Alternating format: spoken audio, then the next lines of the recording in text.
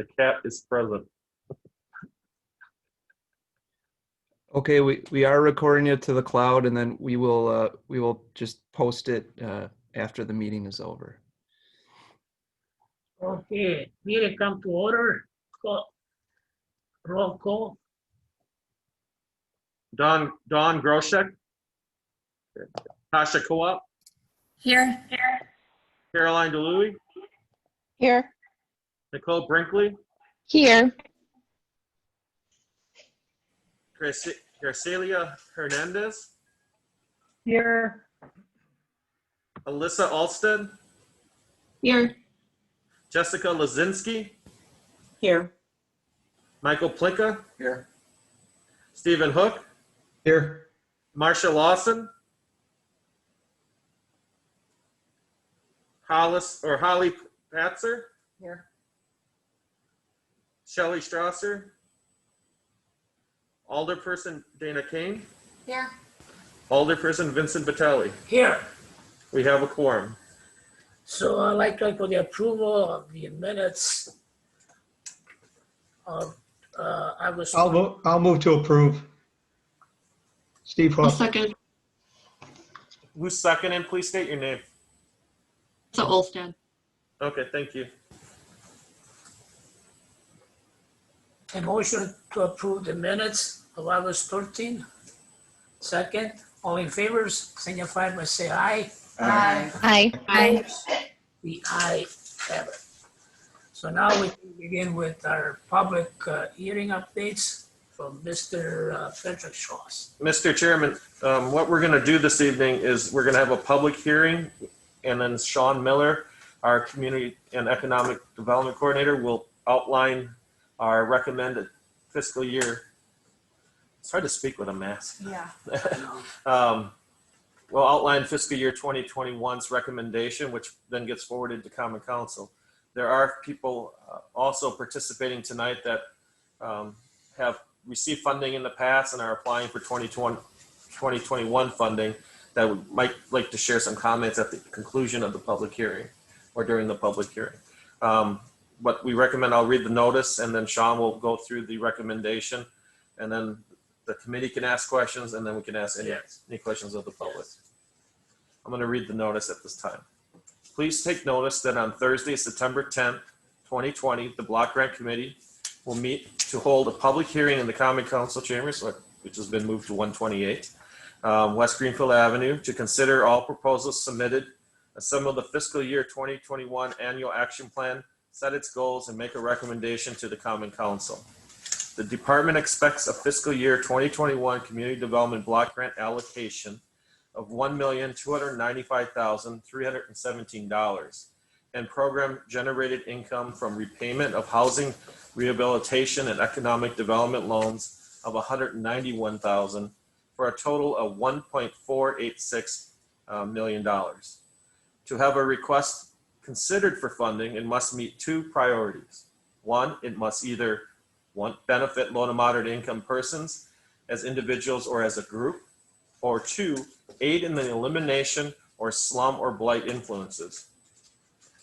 Requests not previously submitted to the Department of Development on the proper form by August 12, 2020 may be presented in person at the meeting on September 10th, 2020 in the Common Council or room 128 as we're meeting here tonight. For further information, contact the Department of Development. I don't think I have to read through any more. And if anybody needs any appropriate auxiliary aids or services, we can make those available as well. This was published on August 28th and September 4th. Thank you, Mr. President.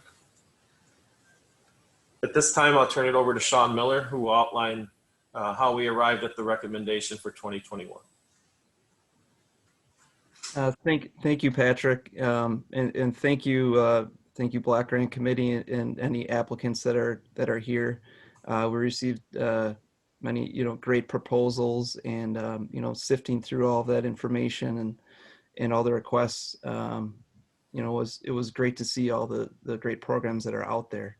And so what we're going to do here, like Patrick had noted, is just kind of run through our recommended allocation of funds for the 2021 year. And obviously the starting point with that is, you know, how much money do we think we're going to have to work with in 2021? So basically what Patrick had read off there is what we estimate to be available for funds. We don't know what the specific HUD allocation is going to be yet, but we put a guess on it based on previous years and you know, several different factors, as well as some of the expected income to come in from things like loans and other things like that that are CDBG funded. So the number we arrived at for 2021 for the budget is that $1.486 million number. And then within that, there's a cap that can be spent on the administration of CDBG programs, and that's 20%. And so you can kind of see here, that's that 297, 263 number. And then there's a public service cap as well at 15%, and that's 222,948. So that's just like a general breakdown of the sort of what we have to work with. And what I'm going to do then is just kind of take you to the top here. At this point, Sean's going to go to the top of the color spreadsheet, starting with where it starts with public administration, and there's some yellow and orange columns. If you have a color copy, if you need a copy, anybody, we have it here. And I believe all the members of the committee would have received this either by mail or email. So yeah, so we'll start right at the top here. You know, page 1 of the staff report. And so the initial thing that we just kind of went over is the administrative portion of this, and that just breaks down into the CDBG administration and then the fair housing administrative costs, and that, you know, breaks out to that 20% number of 297,263. So that's sort of the starting point there. Right. And we have all of our public service requests. Sean, one moment. Under admin, the administrative costs are for administering the CDBG program, organizing the activities, meeting all the HUD benchmarks, timeliness, reporting, recruiting the plans, etc. In years past, we had a community development planning activity, and we added that back in.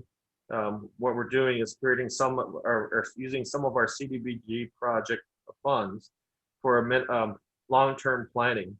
This can be done in neighborhood plans, such as we did the Highway 100 study. We're working on a plan for Burnham Point, comprehensive plan updates that are needed in the coming years. So that is why we created a community development planning section under the administrative budget. The fair housing administrative costs are relative to a federal requirement in which we need to promote federal awareness of federal fair housing laws, fight discrimination. We usually organize a poster contest or a video contest. So that's where generally those funds are used, and also to staff the Fair Housing Board. I'm going to be the color commentary tonight. And then, thank you, Patrick. And then moving on to our public service requests. The first one we have on here is our community service officer. It just provides extra police presence in certain high crime census tracts, and it provides a presence at different parks like Liberty Heights Park, at our skate park, and different areas throughout the city that are eligible areas within the program. And so the requested funding for that was $40,000, and we are recommending to fully fund that position. Next one is graffiti removal. We've been doing this one for years, and it seems to have a positive impact in that the quicker that graffiti can get removed, it can act as a deterrent for sort of the next time to those that might want to do that. And it's proved effective in that regard in reducing the amount of graffiti throughout the city. So we are proposing to fully fund that as well.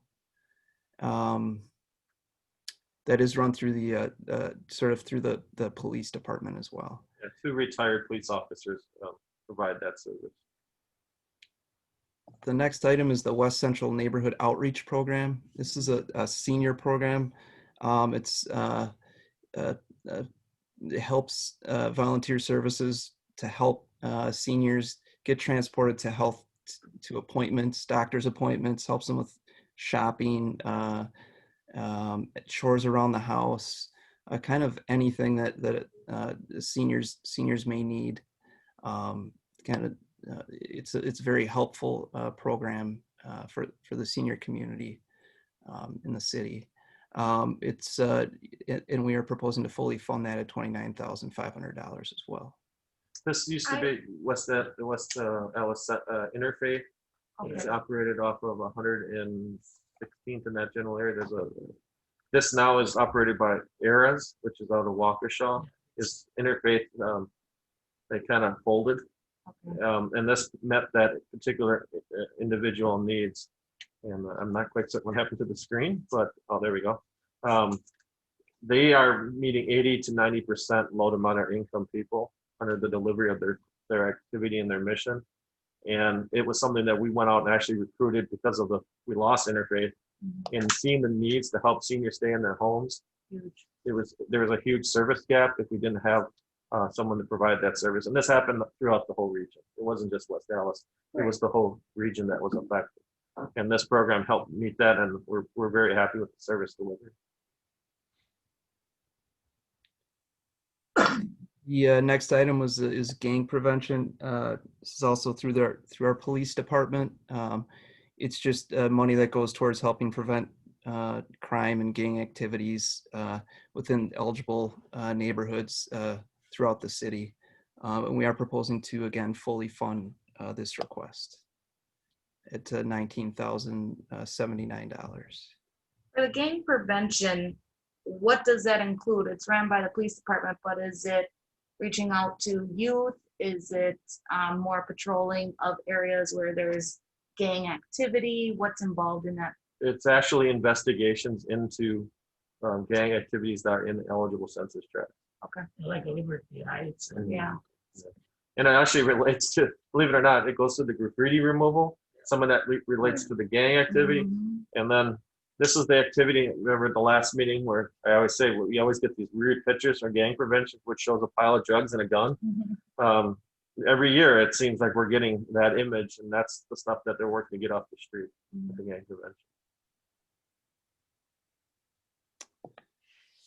The next item on the list is the Liberty Heights program. Liberty Heights is probably our most used park, city park.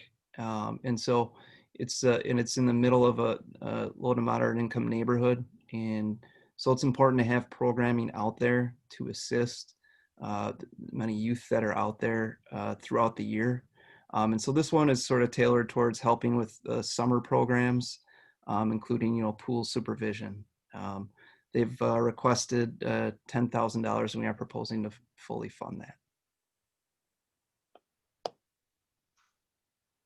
Next item is healthy homes. The goal of this program is to reduce lead poisoning through screening, education, and different mitigation techniques, as well as offering assistance with fire and carbon monoxide detectors. Again, we're recommending to fully fund this at the $10,690 mark. Next item is the Family Resource Center. It supports families, and it's basically tailored towards children under the age of 12, helping them, with school, getting them ready for school, educational things, helping parents with resources to help childhood development. And it's been a successful program for us that's been funded for a number of years. They are requesting $16,000, and we're proposing to fully fund that. You can kind of see that middle column in there are funds that are leveraged through other programs. It's always a positive if we can see that column filled in. It shows that, we're not the only funding source towards a program, which helps solidify the viability of a program. And you can see they're leveraging $10,000 other dollars towards that. Next one is a domestic violence support group, the WISH program. This is a support group that's run through the with the police department, the health department, and interesting connection with the Women's Club of West Allis. It provides free childcare services for people that may have been involved in a domestic violence situation. Unfortunately, West Allis does have a fairly high rate of domestic violence in the city, so this is an important program, important issue to address. You know, any way that we can assist victims of domestic violence or families that are involved in it, feel like it's an important thing to fund. And so we are proposing to fully fund that at $10,270. You know, it's funny that today I got an email from somebody around Mitchell Manor, you know, with the same situation, family problems, you know, with the child is 11 years old and he's getting abused by the parents. You know, to me that's a hell of a good program, you know. So Ronald Nelson will be follow up on that, you know, to check out this family disputes, or there's about 3 families lives in a single family home, you know. So there's a lot of problems going on within the area, you know. So hope it gets straightened out. So like I said, the funding, I mean, they go for a good purposes, you know. That's, to me, that's a hell of a good idea, you know, because we have that kind of a problem now. We'll put that hell of a good idea in the minutes. Good idea. You like that?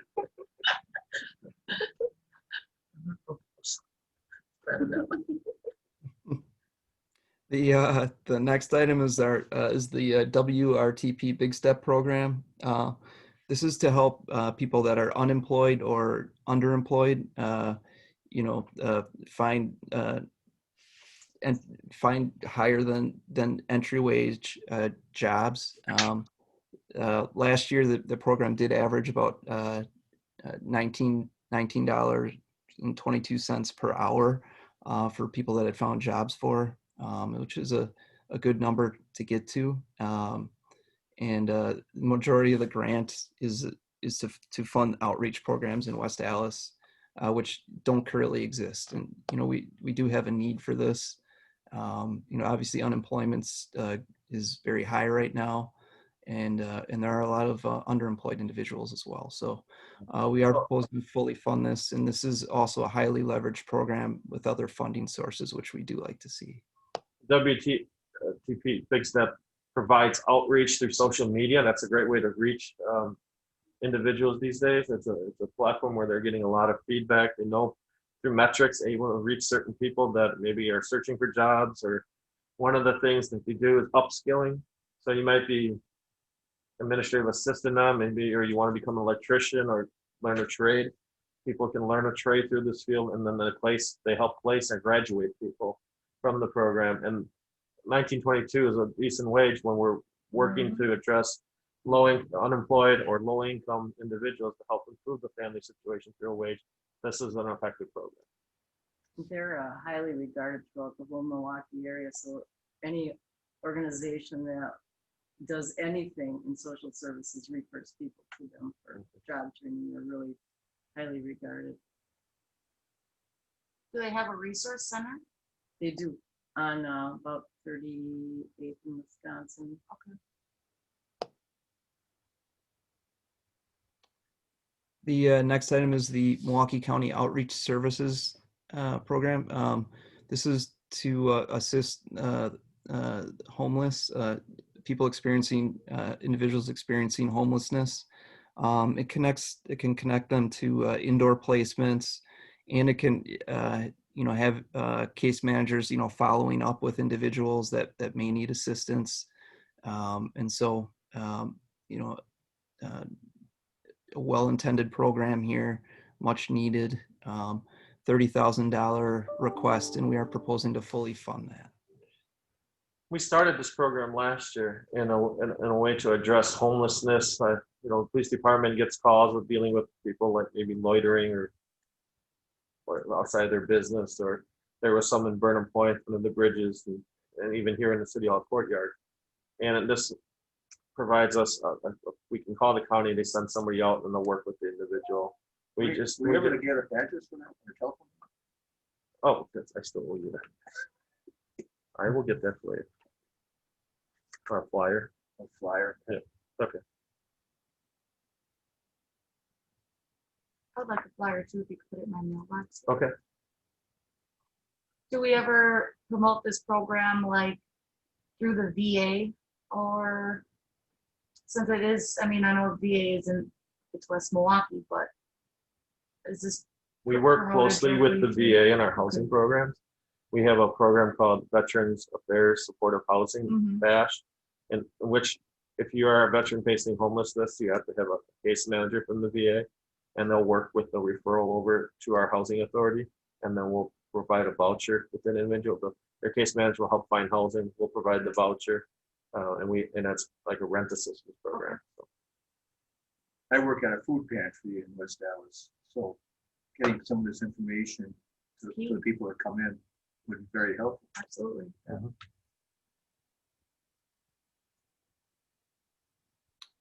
The next item is the request from the fire department for a community coordinator position. It would help to address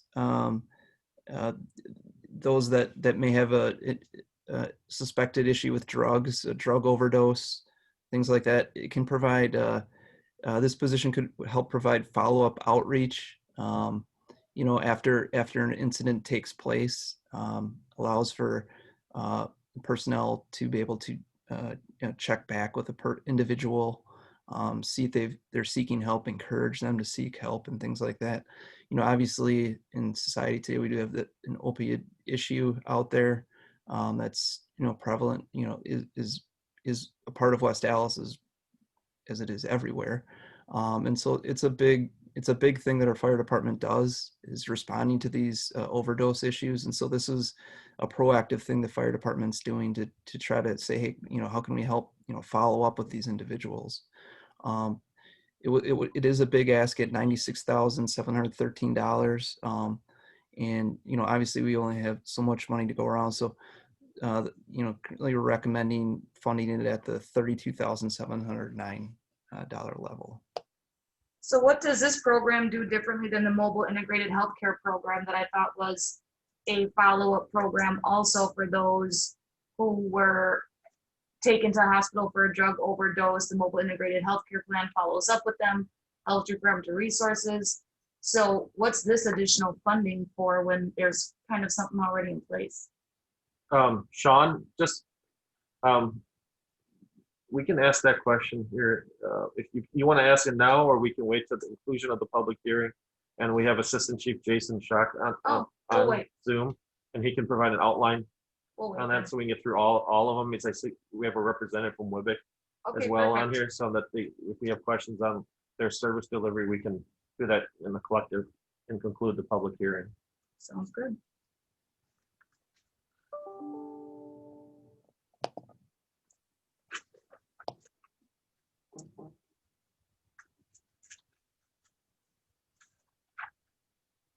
So under public service, I think Sean was just concluding that the cap was $222,948, and we've allocated all the funds.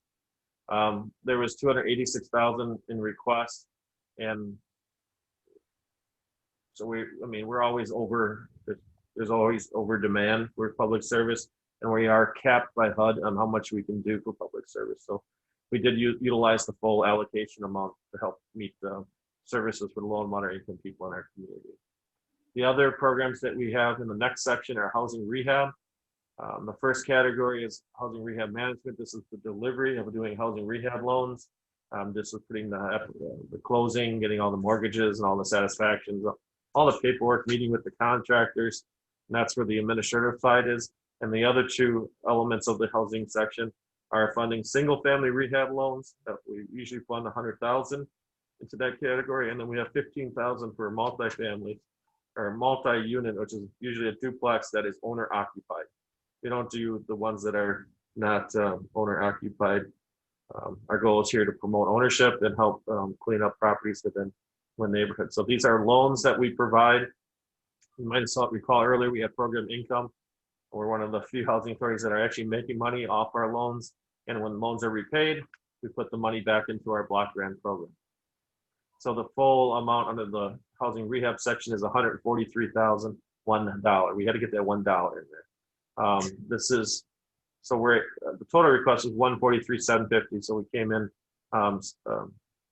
generally a little under budget at $749. It says the housing funds were requested level, but then you didn't. I went less with the admin section. Okay. The full admin we could have went was $28,750. We went $749 less than the total that we could have max went up to under the housing rehab.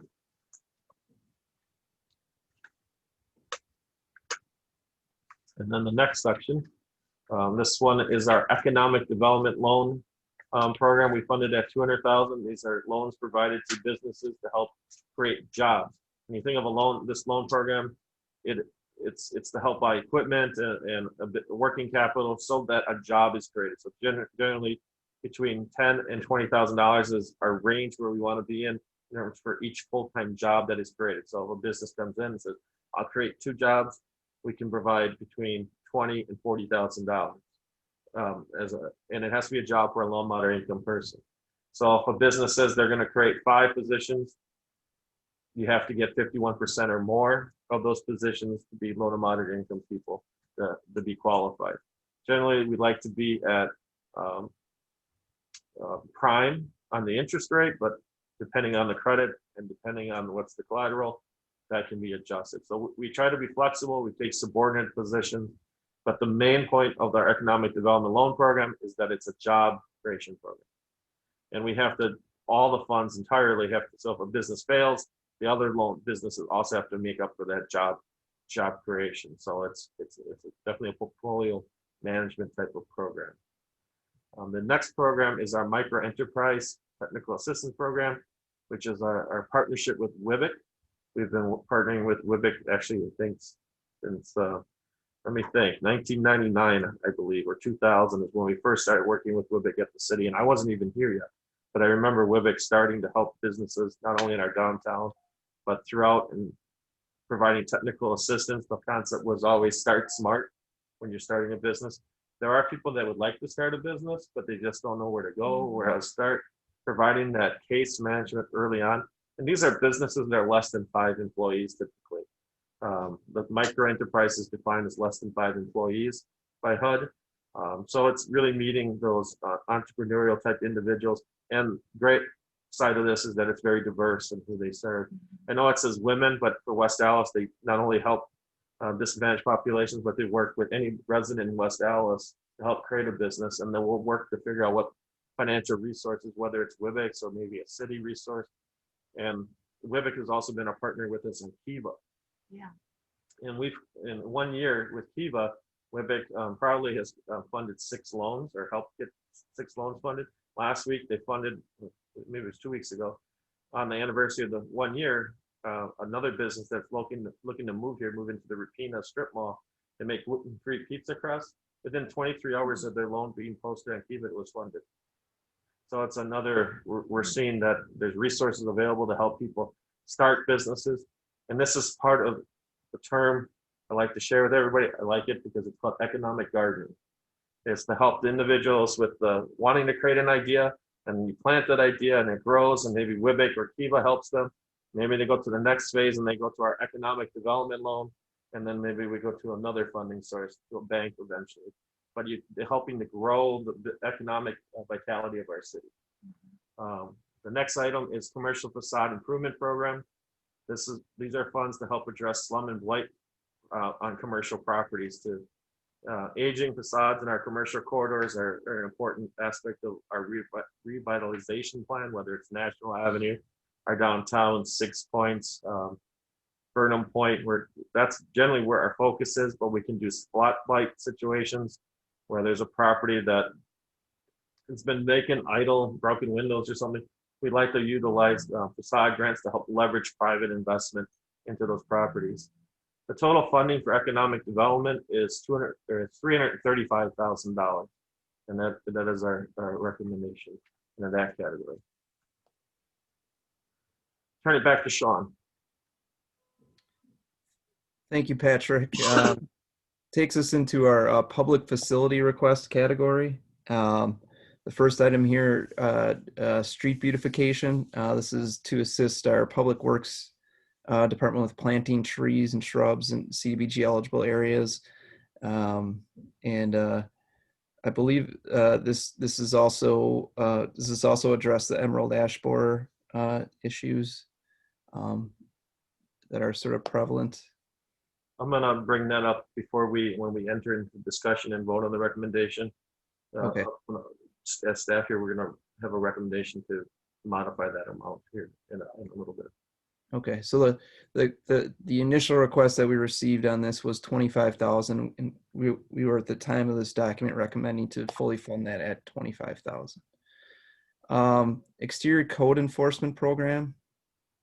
This is to help fund a few positions in our building inspection department, which are actively out in the neighborhoods, addressing any issues of blight they see, correcting, chipping, peeling paint, any major issues that they see on properties, and working with people, through the process of correcting those issues. And we've seen a major benefit over the years through this program. And so the request was $181,258, and we are proposing to fully fund that request. Next item are farmers market improvements. So obviously we have a very popular farmers market, brings people in from all over the region, but also helps provide food for low to moderate income individuals. And so it's a great gathering place for many different things. But in this regard, so we need to constantly add to it, maintain it, and things like that. So one of the issues that we have out there is with lighting, not enough lighting. Need to improve that situation, as well as some issues with Wi-Fi and things of that nature. So the request is $65,000 for that, and we're proposing to fund that. Oh, that should have been fun. Yeah, it was funded last year at 65,000, and they're doing some of that this year, and they're going to do more next year. It's actually 100,000. I forgot. I copied and pasted my mistake. It's 100,000. It's a $100,000 request, and we're proposing to fully fund it. The big thing that why Wi-Fi is needed is the WIC program uses. There's something where they upload things in the sales.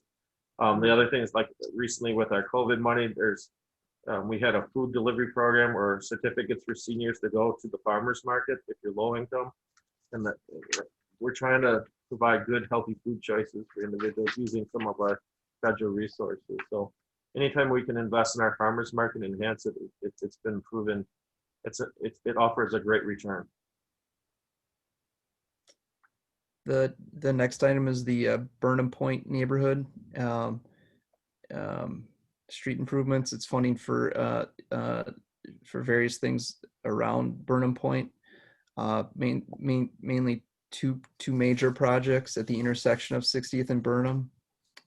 Is sort of a kind of a traffic calming project, a project that would help sort of make the neighborhood feel safer and want people to be able to walk around the neighborhood and feel good about it and things like that. The speed of traffic through that intersection, based on a few studies that we've done, is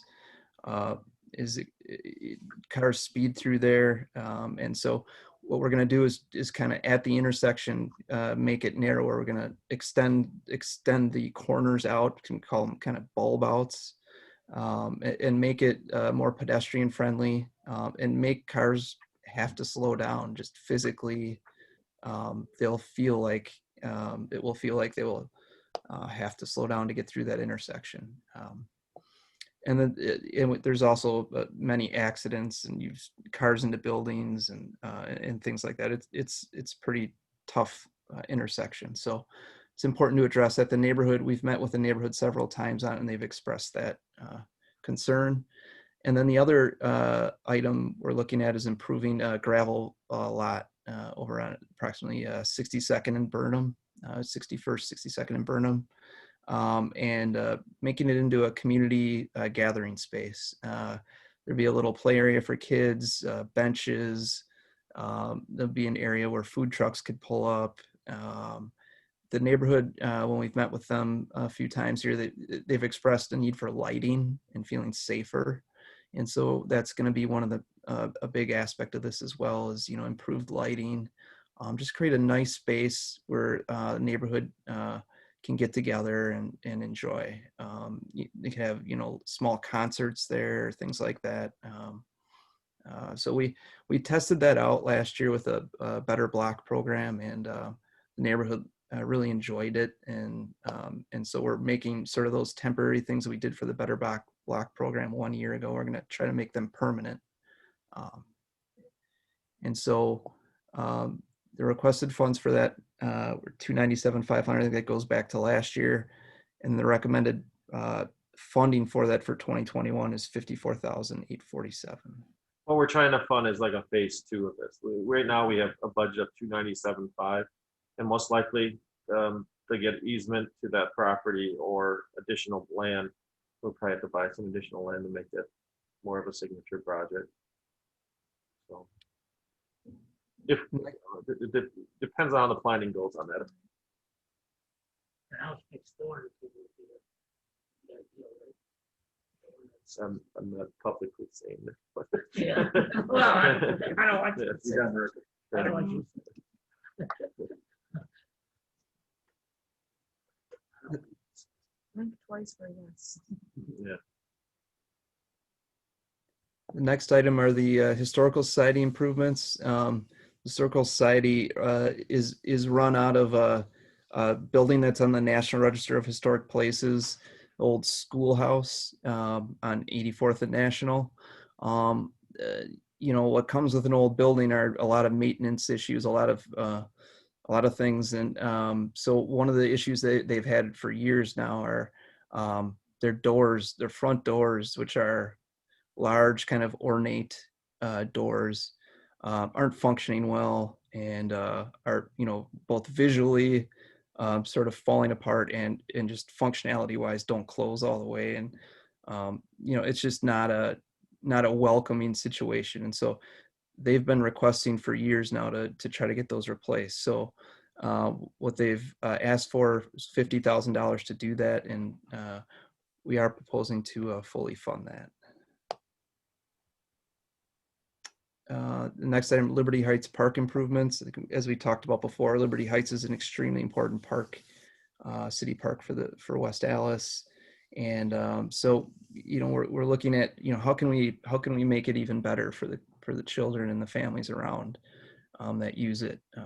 It is so highly used and counted on. So you know, there's a major need out there, and we're proposing to, you know, put $77,000 into, you know, perhaps improving that wading pool and maybe, you know, get it into a splash pad or an out pavilion, you know, to create a nicer gathering space.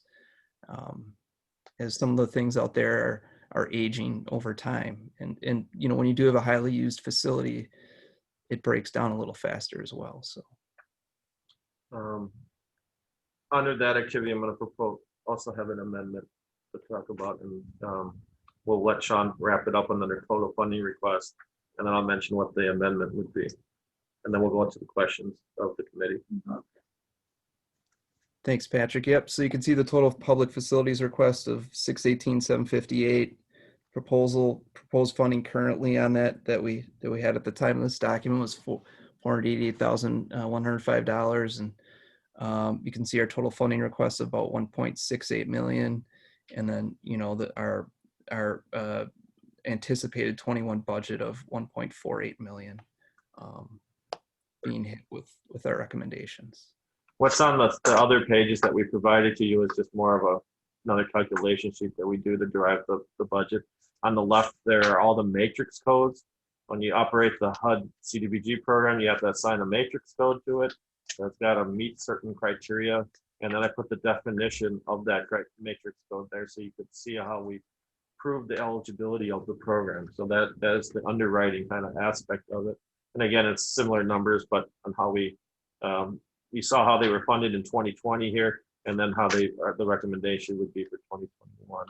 So in relation to that master grid or whatever, there's a number 12, West Dallas attentive risk reduction. That but I didn't see it on the other chart. right, because it was funded in 2020, but Okay. the request okay. was blended into the community I see. coordinator. You just have it on there because Yeah. that's the master.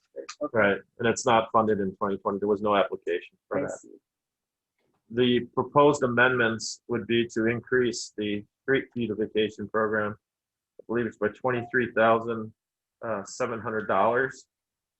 We would recommend to move that amount of money out of the Liberty Heights park improvement, the $23,700 to street beautification as a result of a capital improvement committee meeting last night, in which money was needed to do emerald ash borer addressing. So we plant trees under street beautification, and also we need to preserve our trees under street beautification. And also in our medians, we have some landscape islands, and this is to create consolidated new landscape islands. I don't know the exact location, but we would move the $23,700 from the Liberty Heights program to this. The reason why is, as I presented at the last meeting, there's a number of programs that did not utilize a number of their funds from previous years. And I'm going to probably go to Common Council with a recommendation to move a good deal of those funds to the Liberty Heights Park improvement. So that'll be in the near future. Also, and this is just speculative right now, I think we received another $300,000 in CDBG COVID money under the CARES Act. We previously received $762,000 that was allocated and put into a budget. Now we received another $300,000, I believe. So that's usually to address COVID. And I've seen it, I have to double check this, a number of communities using it to enhance parks. So if we could utilize some of those funds to enhance parks for Because it promotes outside. outside social activities, distancing. social distancing, and opening up like the field house into an open air That's pavilion, great. we might be able to do something strategic there. So this is just early, it's within 24 hours of speculative thinking, but also we'll come up with a recommendation if that funding does come into the block grant program, to the block grant committee and to the common council. So that is the basis for the change in the street beautification. This is a higher amount than we've ever funded street beautification, but it's needed, and we hope that we would recommend to make that recommendation. Alderperson Kane, you had a question for the fire department Yeah, earlier. Assistant Chief Jason, Yes. did you have that question previously? Yes. The question was related to the project and how it differs from the mobile integrated health program. Essentially what it would be is the addition of in a nutshell, a case manager or nurse with case management experience to work with the mobile integrated health team in an effort to tie city and community resources together to increase efficiency and reduce redundancy in our efforts. There's certainly an overwhelming need in our we would have a very difficult time, and we're having a very difficult time right now coordinating long-term recovery efforts for our residents.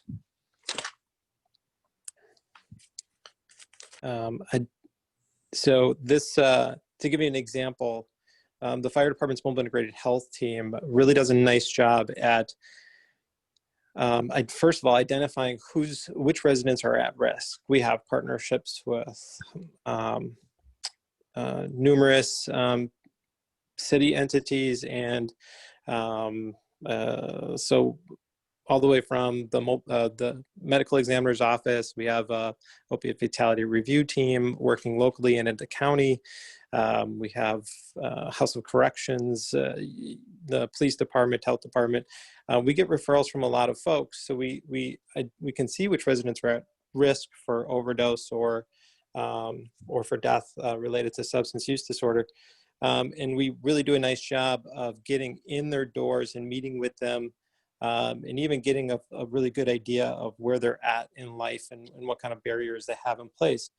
But then long term, for us to build a comprehensive plan to meet their needs and break down the barriers that they're faced with so that they can be successful in their recovery is very difficult. So most of these folks that are dealing with substance use disorder didn't start with substance abuse.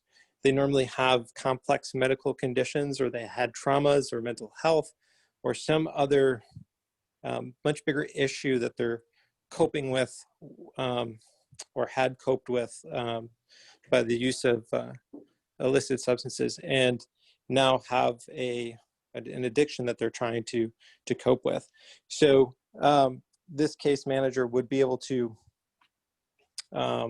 build a program using all of the city's resources and assets, all of the community's resources and assets, to address all of that person's needs, whether it be mental health or substance use or physical ailments, so that we can make sure that they stay compliant with it and meet success in their endeavors to get to recovery. Okay, so and it would be a full-time position, correct?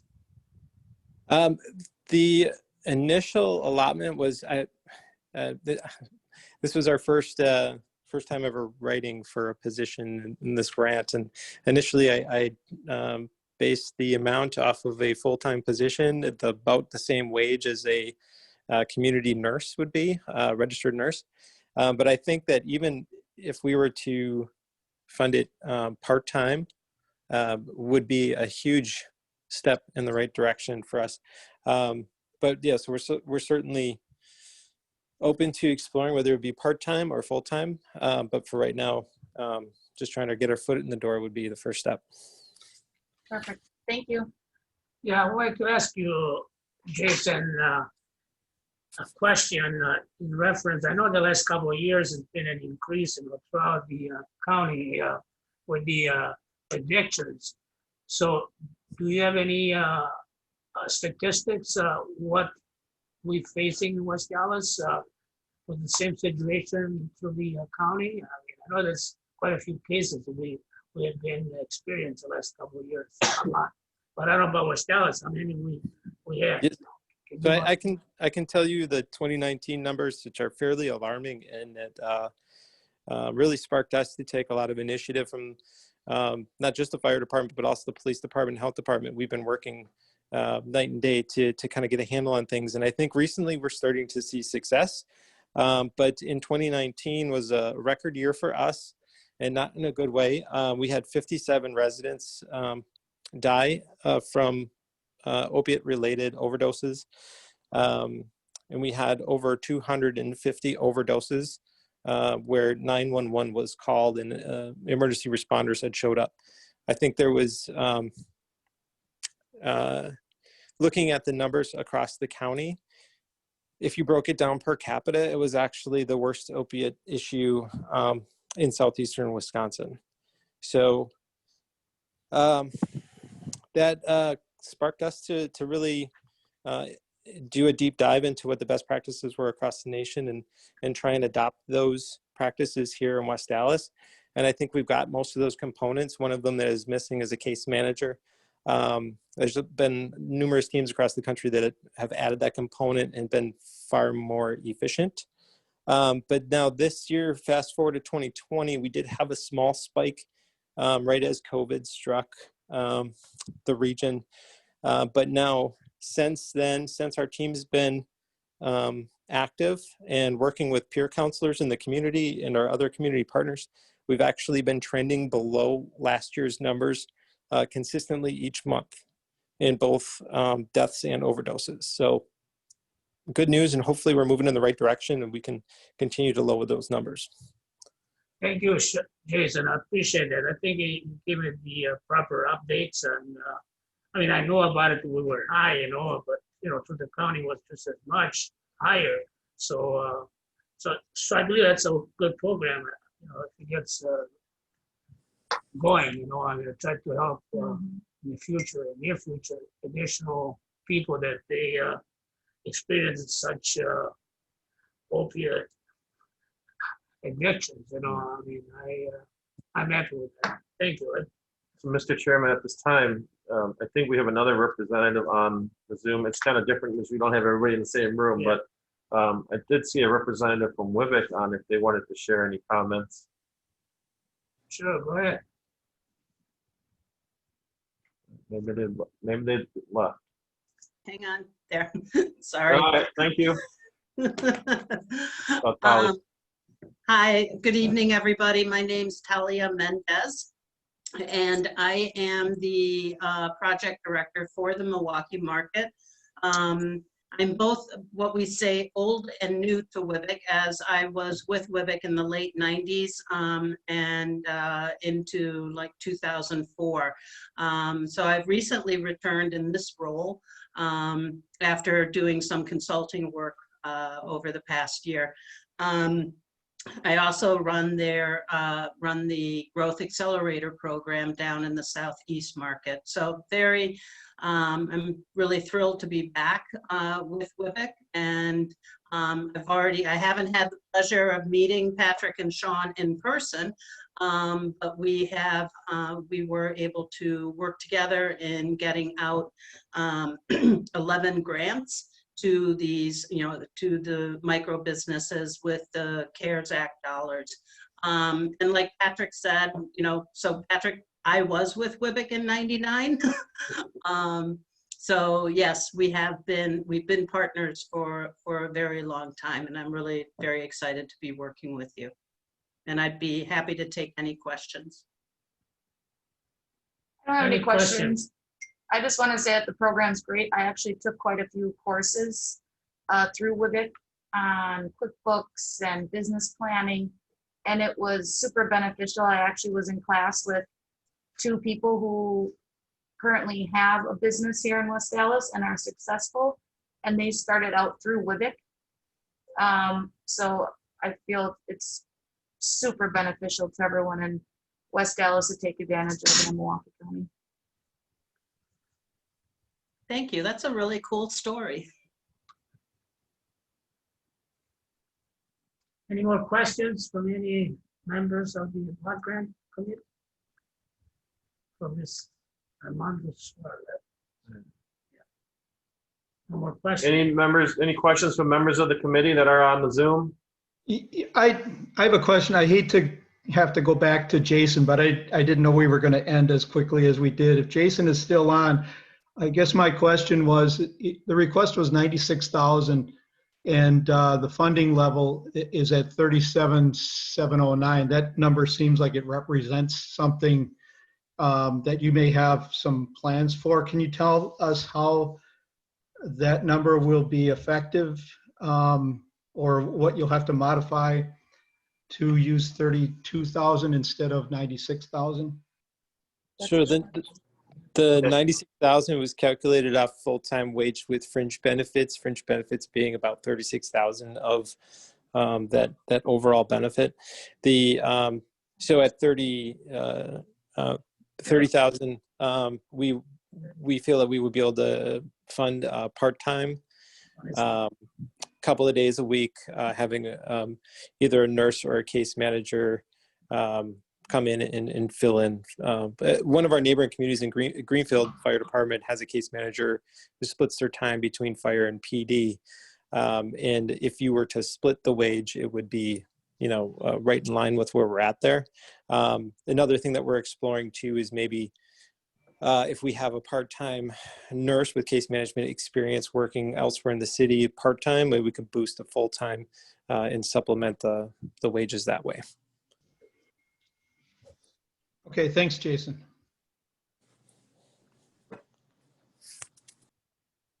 Anything else? So then we would close the public hearing. Yeah, I move to close the public hearing at this time. I need The motion to close. A motion to approve public hearing? Well, you don't have to have Uh, a motion or anything. We just close it. Item 3 and 4 on the agenda is consideration of the request. Yes, And then item 4 is the recommendation. Yeah. So I guess you could simply just move to item number 4 yes. We and can, just, and take a motion on the recommendation, then we would do the amendment.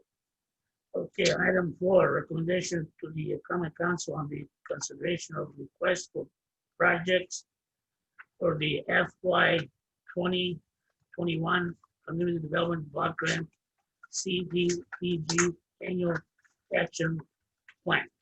Motion to approve. I'll second. All in favor? Any, just, Any discussion? Sorry about it. I jumped, but I don't want to go.